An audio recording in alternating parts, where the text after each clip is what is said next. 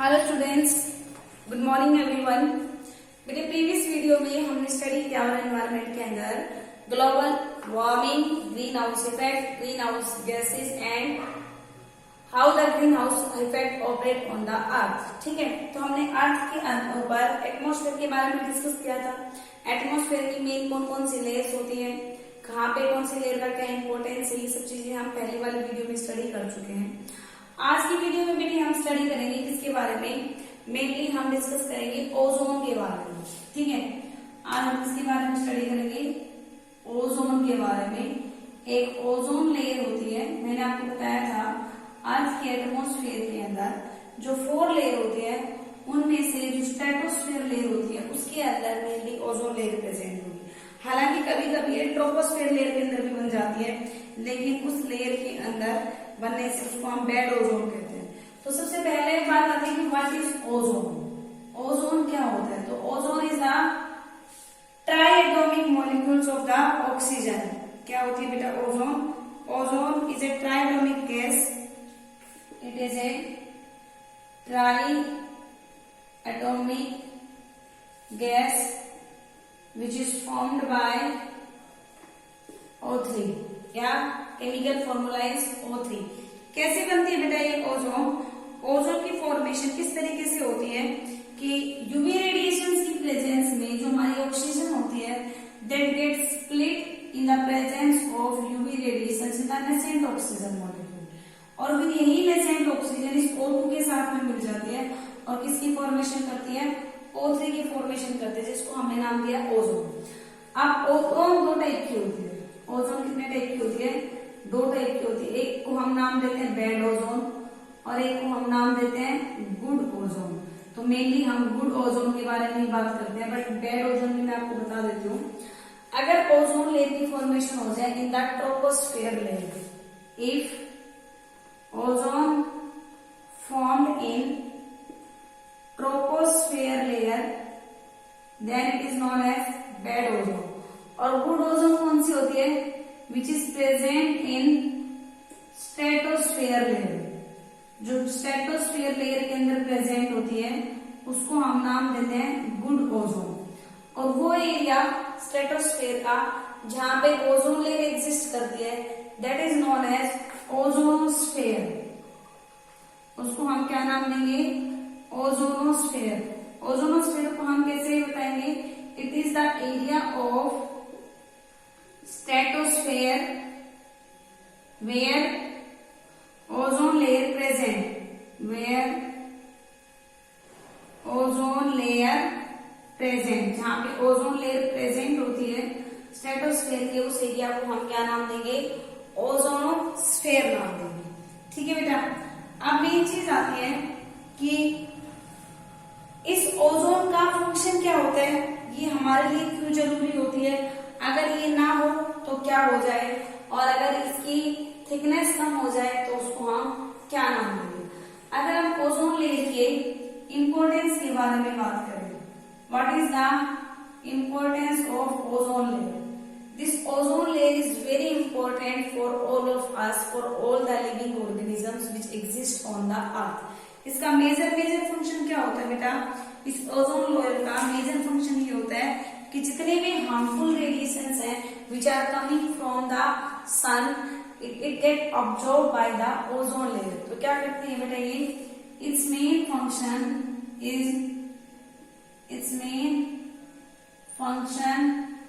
Is to absorb harmful UV radiations. UV radiations का मतलब भाई ultraviolet radiations coming from the sun, और इस वजह से it protect all the living organism. So it protect all the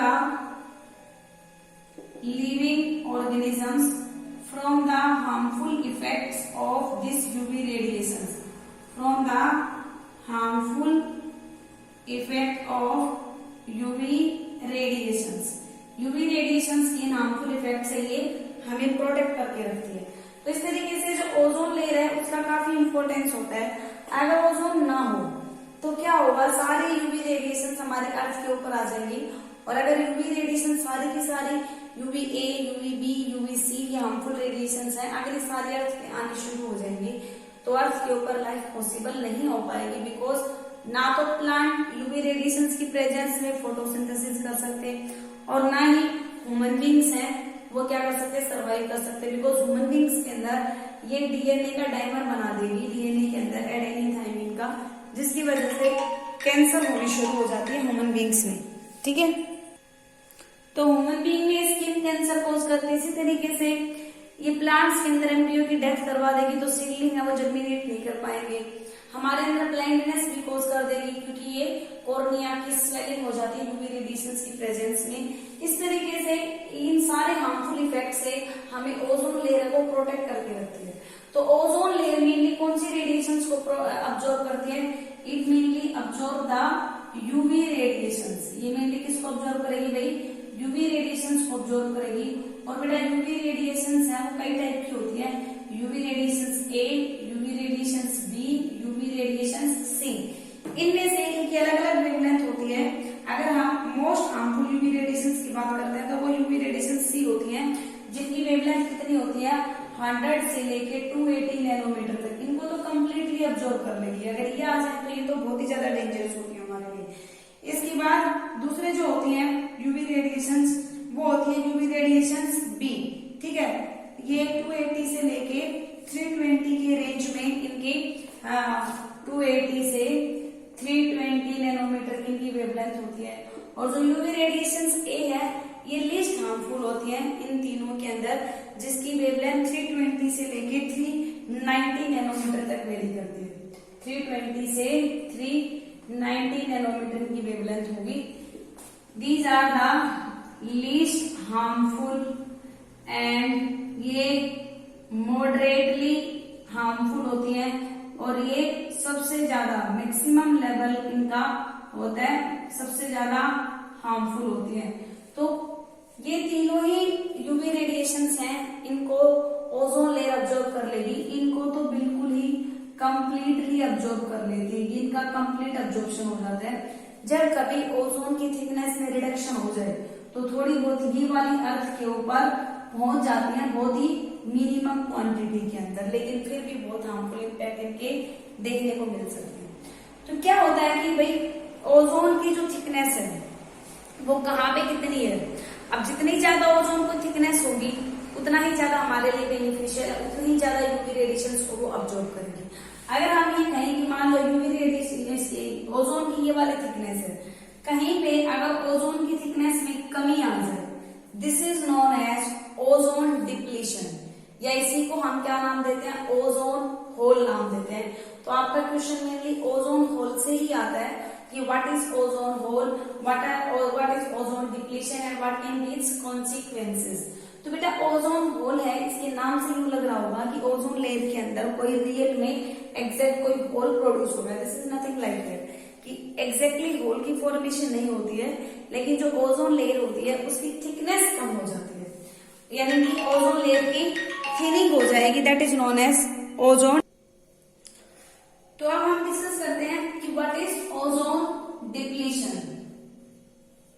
ozone depletion या फिर इसी को क्या नाम दिया जाता है? Ozone hole. Thinning of ozone layer कह दो, थिनिंग मतलब पतला हो जाना, या फिर ये कह दो decrease in the thickness of ozone, decrease in the thickness of ozone layer is known as ozone hole or ozone depletion।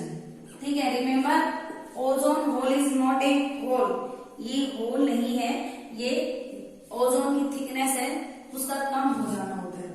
First time this ozone hole was observed in 1985। 1985 के अंदर पहली बार ये किसमें ऑब्जर्व किया गया था? Over the Antarctica by scientist known as Farman. एक scientist थे जिनका नाम था फारमैन, उन्होंने पहली बार इसको कहाँ पे डिस्कवर किया? Over the Antarctica. ठीक है, अंटार्कटिका के ऊपर जो एटमॉस्फेयर है वहां पे पहली बार ओजोन का डिप्लीशन देखने को मिला, और सबसे ज्यादा ओजोन डिप्लीशन भी यहीं पे होता है, अंटार्कटिका और आर्कटिक रीजन। फिर इसके बाद 1990 के अंदर ये ओजोन होल आर्कटिक रीजन में भी देखने को मिला, over the Arctic, this was also observed over Arctic region. तो आप लोग क्या देख रहे हैं कि जो जितने चिल्ड एरियाज हैं, जितने ठंडे एरिया, आपको पता है ना अंटार्कटिका और आर्कटिक रीजन तो हमारे पोलर रीजन है जहाँ पे स्नो कवर्ड एरियाज रहते हैं, यहाँ पे ज्यादा ओजोन होल हमें देखने को मिलता है। अब ओजोन होल है, दिस इज नॉट परमानेंट, ऐसा नहीं है कि एक बार जो ओजोन होल बन गया, जितनी थिकनेस रिड्यूस हो गई वो उतनी रहेगी, वो दोबारा से इंक्रीज नहीं कर सकती, ये दोबारा से भी हो जाती, दिस इज नॉट परमानेंट। तो आप क्या कह सकते हैं, ozone hole is not permanent, ये परमानेंट नहीं है। अगर हमारा एनवायरमेंट की हालात दोबारा से नॉर्मल होनी शुरू होती है तो ये दोबारा से रिपेयर कर लेते हैं। इट इज यूजुअली फॉर्म, ये सबसे ज्यादा कब बनता है, स्प्रिंग सीजन के अंदर। रिमेम्बर कौन सी में, स्प्रिंग सीजन में ये ज्यादा बनता है, और यूजुअली ओजोन होल है, it get repaired up to the winter, it get repaired up to winter, winter season में दोबारा से रिपेयर हो जाता है। लेकिन फॉर्मेशन अगर पूछी जाए तो कहाँ पे बनता है भाई, ये यूवी स्प्रिंग सीजन के अंदर बनेगा। अगर हम ओजोन की थिकनेस को देखें कि कहाँ पे कितनी थिकनेस थी, जैसे अंटार्कटिका में मैंने बताया कि अंटार्कटिका के अंदर ओजोन लेयर को देखा गया कि उसकी थिकनेस है वो रिड्यूस कर दी गई। तो ओजोन की thickness mainly, thickness of ozone is measure, उसकी मेजरिंग जो यूनिट होती है, उसकी मेजरिंग यूनिट क्या होती है, डोप्सन यूनिट। क्या होती है भाई, Dobson unit are the measuring unit of the ozone thickness. ठीक है, अगर 1956 या 1970 तक की बात करते हैं तो अंटार्कटिका के अंदर 280 से 350, 1950 से 1970 में यहाँ पे अगर अंटार्कटिका की बात करें तो वहां पे ओजोन की जो थिकनेस थी वो कितनी थी भाई, 280 डोप्सन यूनिट से 350 डोप्सन यूनिट, इतनी थिकनेस थी इस टाइम पे। लेकिन जब यही थिकनेस है मेजर की गई 1979 में तो 225 रह गई, 1979 के अंदर 225 डोप्सन यूनिट। इसका मतलब क्या हुआ, यहाँ पे आप क्या देख रहे हैं कि इसकी थिकनेस में डिक्रीमेंट हो गया। ठीक है, और जो ये इसकी अगर आप थिकनेस देखें 136 डोप्सन यूनिट रह गई थी 1985 के अंदर। 1985 के अंदर अगर हम इसी थिकनेस की बात करें तो आप ये थिकनेस क्या देख रहे हैं, 1950 से लेके 1985 तक की थिकनेस अर्थात 350 से लेके 136 रह गई। इसका मतलब कितनी ज्यादा थिकनेस डिक्रीज कर गई। तो पहली बार ये ऑब्जर्व किया गया कि वहां पे जो हार्मफुल इम्पैक्ट आने लगे थे वो ओजोन की थिकनेस कम होने के कारण आया। तो 1994 के अंदर ये थिकनेस कितनी रह गई थी, जस्ट 94 रह गई थी। और ये जो ओजोन की जो थिकनेस यहाँ पे डिक्रीज कर रही है, this is very harmful. Decrease in ozone thickness is very dangerous for all the living organisms. ये सारे के सारे लिविंग ऑर्गेनिजम्स के लिए काफी डेंजरस था। तो फिर गवर्नमेंट ने काफी सारे प्रोटोकॉल्स बनाए, काफी सारे दूसरे कंडीशंस करी कि वहां की जो एटमॉस्फेरिक कंडीशन है उसके अंदर एयर पोल्यूशन को कंट्रोल किया जाए। वो सारे के सारे सब्सटेंस जो ओजोन की डिप्लीशन कम ज्यादा करते हैं उनकी एमिशन को रिड्यूस किया जाए। ठीक है, अब क्वेश्चन ये आता है कि ये ओजोन होल है, ये हर साल स्प्रिंग सीजन के अंदर सितंबर और अक्टूबर रीजन में अंटार्कटिका रीजन के अंदर हमें देखने को मिलता है। इसका क्या रीजन होता है कि बेटा जितने भी यूरोपियन कंट्रीज है, रशिया है, जापान है, उनसे बहुत सारी अमाउंट के अंदर क्लोरोफ्लोरोकार्बन, मीथेन और हेलोन्स, दूसरे हार्मफुल ओजोन डिप्लीटिंग सब्सटेंस को रिलीज किया जाता है। वो वहां से रिलीज होने के बाद धीरे धीरे अंटार्कटिका तक पहुंचते हैं और उसके स्ट्रेटोस्फीयर लेयर में जाके डिपोजिट कर जाते हैं। ठीक है, विंटर सीजन में क्या होता है कि विंटर सीजन के अंदर बहुत ज्यादा चिल्ड एयर होती है अंटार्कटिका की, जो बाकी रेस्ट ऑफ ग्लोबल एयर से मिक्सअप नहीं कर पाती है। अब क्वेश्चन ये आता है कि अंटार्कटिका के ऊपर तो विंटर रीजन में भी ये सारे के सारे ओजोन डिप्लीटिंग सब्सटेंस होते हैं। फिर स्प्रिंग सीजन में ही ओजोन होल ज्यादा क्यों बनता है? तो रीजन क्या आता है बेटा इस चीज का कि अंटार्कटिका में विंटर सीजन में कोई सनलाइट रिसीव नहीं होती है, और सनलाइट ना होने के कारण कैटालिटिक सरफेस प्रोवाइड नहीं किया जाता है for the degradation of the ozone. ठीक है, it do not receive sunlight and no catalytic surface for ozone will be present. लेकिन जैसे स्प्रिंग सीजन आता है सनलाइट रिसीव होने लगती है और जो क्लोरोफ्लोरोकार्बन है उनको कैटालिटिक सरफेस मिल जाता है और वो बहुत सारी अमाउंट के अंदर क्या कर देते हैं, हमारी ओजोन को डिग्रेड कर देंगे। इस O3 को डिग्रेड कर करके O2 और ऑक्सीजन में इस तरीके से कन्वर्ट करते चले जाते हैं और ऐसे हमारी बहुत सारी अमाउंट के अंदर ओजोन का डिप्लीशन हो जाता है। ठीक है, लेकिन फिर भी नेक्स्ट ईयर तक वापस इसे थोड़ा सा रिकवर किया जाता है। तो क्वेश्चन आता है कि why ozone hole appears in spring season not in winters. Winter में क्यों नहीं बनता है? ओवर द अंटार्कटिका के ऊपर ये स्प्रिंग सीजन में क्यों बनता है? तो आप क्या लिखेंगे, in winter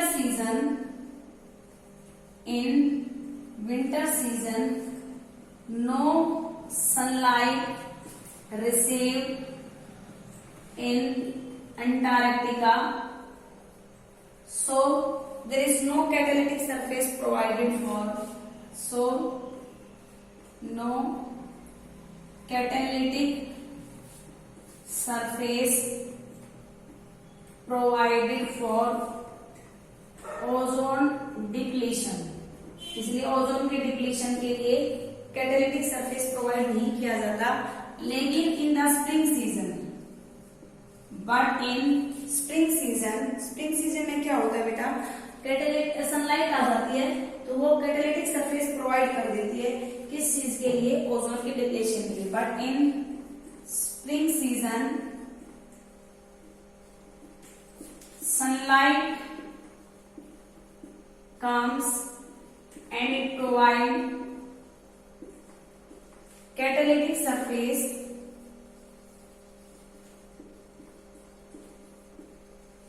to the CFC for ozone depletion। इसलिए मैक्सिमम जो ओजोन होल है वो कौन से सीजन में अपीयर होता है भाई, वो आप याद रखेंगे, स्प्रिंग सीजन के अंदर अपीयर होता है। ठीक है, अब अंटार्कटिका पे क्यों बनता है?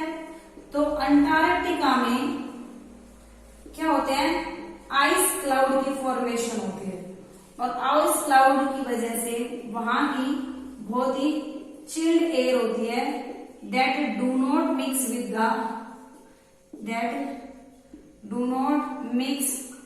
With the rest of air of global की दूसरी।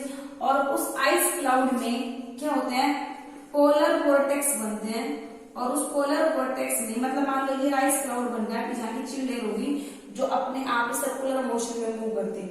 यहाँ पे अगर एक CFC का मॉलिक्यूल भी है तो इस पोलर वोर्टेक्स में जितने भी O3 के मॉलिक्यूल्स हैं वो अकेला उन सबको क्या कर देगा, डिग्रेड कर देगा।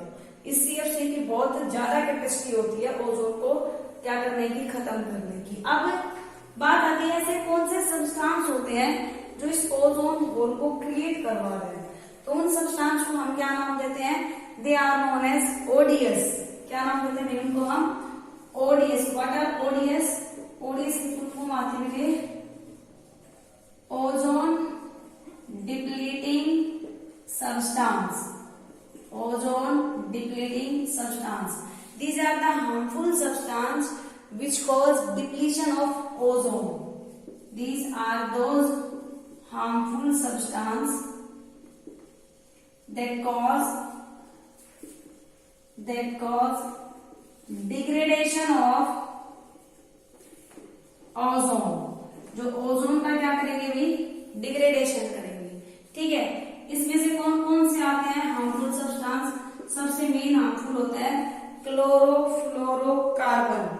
ठीक है, इसके अलावा जितने भी हैलोन्स हैं, हैलोन्स, नाइट्रस ऑक्साइड, मीथेन, ठीक है, carbon tetrachloride, methyl bromide etcetera, carbon tetrachloride, methyl bromide, all of these are the ozone depleting substance।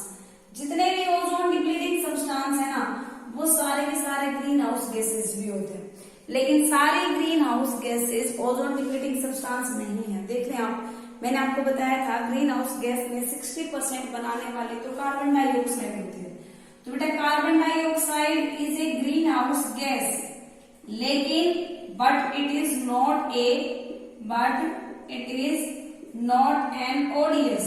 Question paper ये भी आ सकता है कि कौन सी ग्रीन हाउस गैस है जो ओजोन डिप्लीटिंग सब्सटेंस नहीं है, वो कौन सा होगा हमारा कार्बन डाइऑक्साइड। बाकी जितने भी ये हमने पढ़े हैं ओडीएस, ये सारे के सारे ग्रीन हाउस गैस का भी काम करते हैं और ये हार्मफुल क्या है, ओजोन डिप्लीटिंग सब्सटेंस भी है, जिनमें सबसे ज्यादा डेंजरस तो क्या है, सीएफसी। सीएफसी की बहुत ज्यादा एफिशिएंसी होती है, बहुत सारे मॉलिक्यूल्स का भी अकेला ही खत्म कर सकता है। इसलिए आजकल क्या होने लग गया है कि क्लोरोफ्लोरोकार्बन की बजाय हाइड्रोफ्लोरोकार्बन है वो यूज किए जाने लग गए हैं हमारी फॉर्मिंग इंडस्ट्रीज के अंदर, एरोसोल्स में, रेफ्रिजरेटर्स में, इन सब के अंदर, ठीक है। तो ये सब्सटेंस है जो हमारे ओजोन का डिग्रेडेशन कोज कर रहे हैं। अब क्वेश्चन ये आता है कि what can be the harmful consequences of ozone depletion. Ozone depletion के क्या क्या कॉन्सिक्वेंसेस हो सकते हैं, तो आप सबसे पहले सुनेंगे कि ओजोन डिप्लीशन है उनमें से सबसे हार्मफुल इफेक्ट तो ह्यूमन बींग्स के ही ऊपर पड़ता है, जिसको हम क्या कहते हैं, सबसे पहले क्या होता है, स्किन कैंसर, ठीक है। जो ओजोन डिप्लीशन की वजह से यूवी रेडिएशन हमारे अर्थ के ऊपर आती है, वो यूवी रेडिएशन भी मेनली हमारे अर्थ के ऊपर आती है, तो उनमें से यूवी बी रेडिएशन हैं, they will cause formation of thymine dimer, thymine का डाइमर बना देती है डीएनए के अंदर, और डीएनए में जब थायमीन का डाइमर बन जाता है तो इसमें म्यूटेशन हो जाती है स्किन की सेल्स में, और स्किन की सेल है वो डैमेज होने लग जाती है, एंड इस वजह से because of this skin cells starts to damage and it may lead to the skin cancer, और इसकी वजह से क्या हो जाएगा, स्किन कैंसर। सबसे हार्मफुल इम्पैक्ट ह्यूमन बींग्स के ऊपर ये बना। दूसरा क्या आता है बेटा, दूसरा होता है ब्लाइंडनेस। ब्लाइंडनेस कोज कर देता है। वो किस तरीके से कोज करेगा कि जो यूवी रेडिएशंस भी है they are absorb by the cornea of the eye, और कॉर्निया यूवी रेडिएशंस को ऑब्जर्व करने के बाद स्वेल अप हो जाएगा, और स्वेल होने के बाद उसको हम क्या कहते हैं कि कॉर्निया डैमेज हो जाता है और वो ब्लाइंडनेस कोज करता है। जनरली ये वाली ब्लाइंडनेस है ये जितने भी स्नो फॉलिंग एरियाज होते हैं वहां पे ज्यादा होते हैं, तो उसको स्नो ब्लाइंडनेस कैटैरेक्ट भी कहते हैं। This is also known as snow blindness cataract. आप लोग देखते होंगे कि जब भी कोई लोग जनरली जहाँ पे ice falling area, Manali, Rohtang, Leh Ladakh, यहाँ पे एरियाज में जाते हैं तो ब्लैक कलर के गॉगल्स यूज करके जाते हैं। वो क्यों होता है, क्योंकि उन एरियाज में ज्यादा यूवी रेडिएशंस आती हैं, और जब वो यूवी रेडिएशंस उस स्नो से स्ट्राइक करके वापस रिफ्लेक्ट होती हैं, और वो जब हमारी आईज में पेनिट्रेट करती हैं तो उसकी वजह से हमारा कॉर्निया डैमेज होता है, तो इसलिए वहां पे ब्लैक गॉगल्स यूज किए जाते हैं। नहीं तो क्या कोज कर सकते हैं, ब्लाइंडनेस कोज कर सकते हैं। तो इसमें हम ये लिख सकते हैं कि UV B radiations are absorbed by the cornea and it get swell, और ये क्या कर जाएगा, इट गेट स्वेल। जब कॉर्निया स्वेल कर जाएगा तो इट काज परमानेंट और कंटिन्यूसली एक्सपोजर टू द, अगर इसी तरीके की ये कंटिन्यूसली एक्सपोजर होता रहे to the UV radiations B से, तो it can cause permanent damage of cornea, it can cause permanent damage of cornea and permanent damage of cornea will lead to the blindness। ठीक है, दो harmful impact देखिए। तीसरा harmful impact हम देखते हैं इसका लार्वल स्टेज में, कि बहुत सारे एक्वेटिक एनिमल्स के लार्वा है वो डाई कर जाते हैं। किसके? Many of the aquatic animals larva get died due to the UV radiations. ठीक है, नेक्स्ट आता है बेटा फोटोसिंथेसिस। 10 to 25% जो फोटोसिंथेसिस की रेट है वो डिक्रीज कर जाएगी। There will be the decrease in the photosynthesis.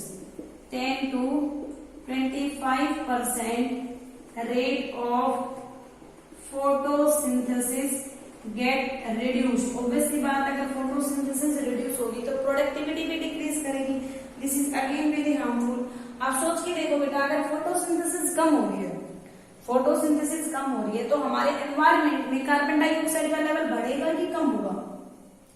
Photosynthesis में क्या किया जाता है, जो कार्बन डाइऑक्साइड एटमॉस्फेयर में उसको यूटिलाइज करते हैं प्लांट। दैट मीन्स कि हमारे एनवायरमेंट की कार्बन डाइऑक्साइड लेवल को कम करते हैं। फोटोसिंथेसिस की प्रोसेस नहीं हो पा रही तो इसका मतलब क्या हो रहा है, एनवायरमेंट में कार्बन डाइऑक्साइड का लेवल बढ़ रहा है।